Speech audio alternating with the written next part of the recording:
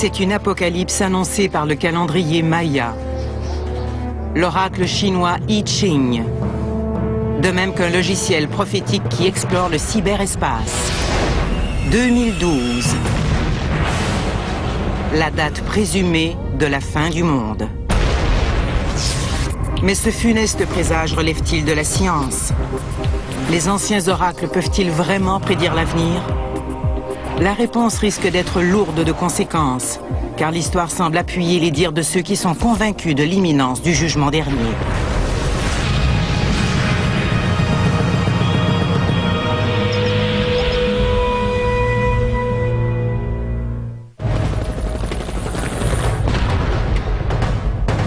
Il y a des guerres et des rumeurs de guerre, des signes et des avertissements. Il y a des désastres et des ravages. Selon certains, les jours sombres et les cataclysmes qui nous affligent ne sont pas le fruit du hasard. On n'a qu'à regarder les nouvelles de Fox ou de CNN pour être bombardé de menaces, comme d'éventuelles attaques terroristes ou nucléaires ou l'éclosion de nouvelles épidémies. J'ai l'impression qu'on est dans un processus apocalyptique. Notre époque fait l'objet de prophéties depuis fort longtemps, dans les pages de la Bible, dans les temples de la Rome antique, dans les pyramides mayas, et même sur le web.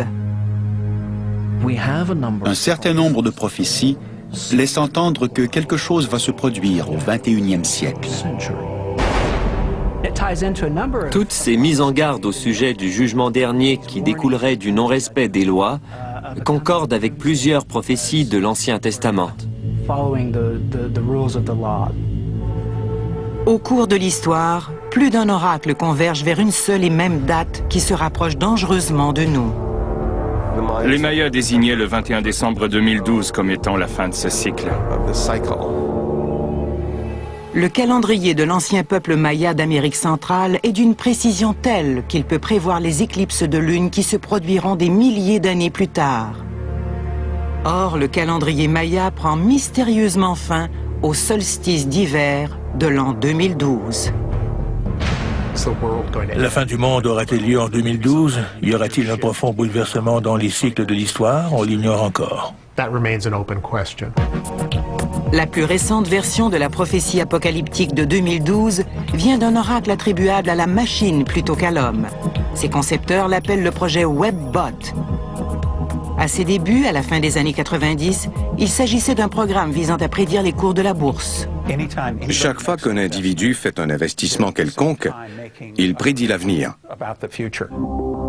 Le conseiller financier George Ure a collaboré avec des associés pour développer un logiciel qui se sert de petits programmes autonomes appelés robots ou agents logiciels qui passent le web au peigne fin à la recherche de tuyaux sur le monde de la finance. Les concepteurs font le pari suivant. En faisant un balayage systématique du langage du web, ils comptent obtenir un résumé de l'inconscient collectif et par la même occasion une vision de l'avenir. J'oserais dire que c'est un aperçu du subconscient universel. Quel que soit leur mécanisme, les webbots obtiennent des résultats impressionnants. En août 2004, on a prédit qu'un tremblement de terre accompagné de vagues dévastatrices ferait 300 000 victimes. Le tsunami a frappé en décembre 2004. Les webbots ont également prédit les attaques au bacille du charbon de 2001 à Washington, la coupure de courant généralisée sur la côte Est en 2003, les ravages de l'ouragan Katrina en 2005. Mais les prophéties des webbots quant à l'avenir sont encore plus troublantes. Si les webbots ne se trompent pas, on devrait assister à une escalade menant à, je n'aime pas le dire, mais à une guerre nucléaire de courte portée en 2008 ou 2009.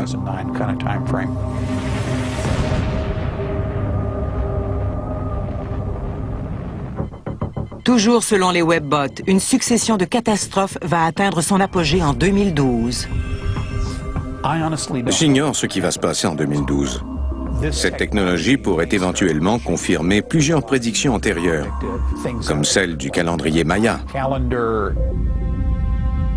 Est-ce une véritable prophétie ou beaucoup de bruit pour rien?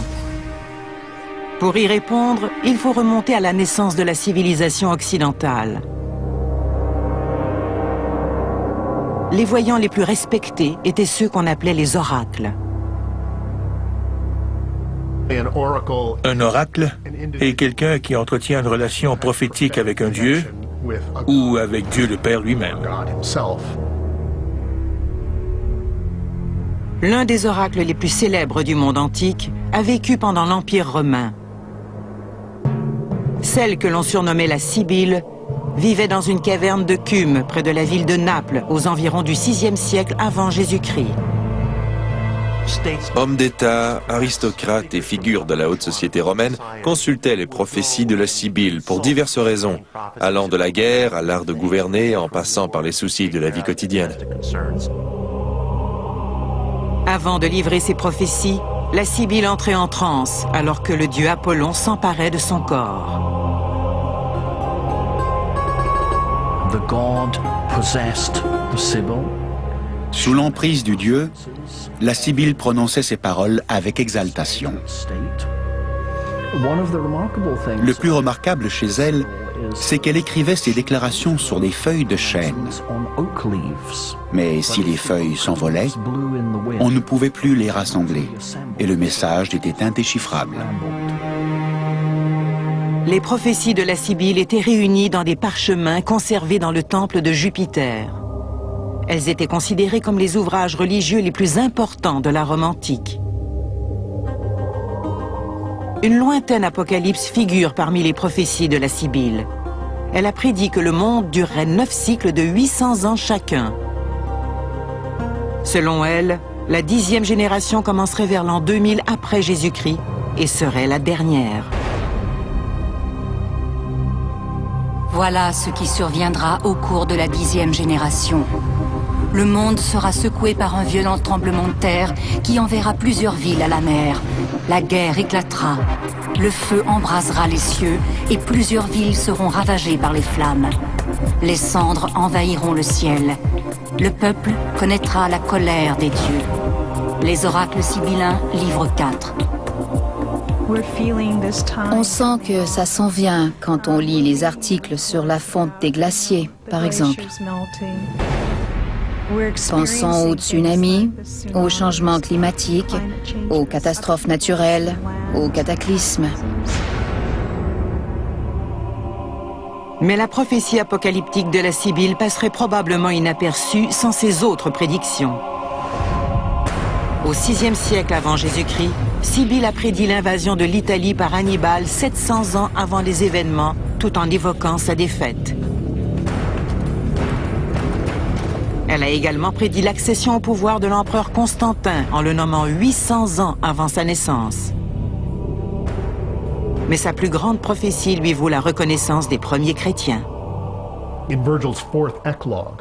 Dans sa 4e églogue, Virgile écrit que la Sibylle a prédit l'avènement d'un nouvel âge d'or qui coïnciderait avec la naissance d'un enfant. Son texte date de l'an 20 avant Jésus-Christ environ. Par la suite, les chrétiens l'ont interprété comme étant une prophétie sur le Christ. Grâce à sa prophétie sur la naissance de Jésus, 20 ans avant qu'il ne voie le jour, la Sibylle est vénérée par les premiers chrétiens. Michel-Ange lui réserve même une place de choix dans la chapelle Sixtine.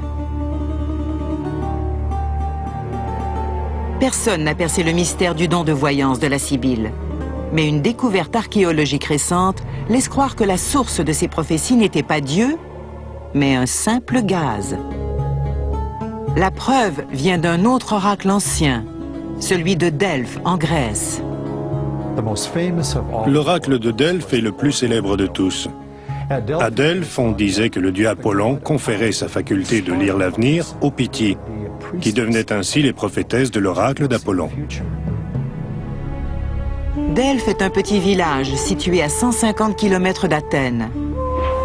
Du 8e siècle avant Jésus-Christ jusqu'au 4e siècle après Jésus-Christ, les pèlerins viennent de partout en Méditerranée pour poser des questions aux prêtresses d'Apollon.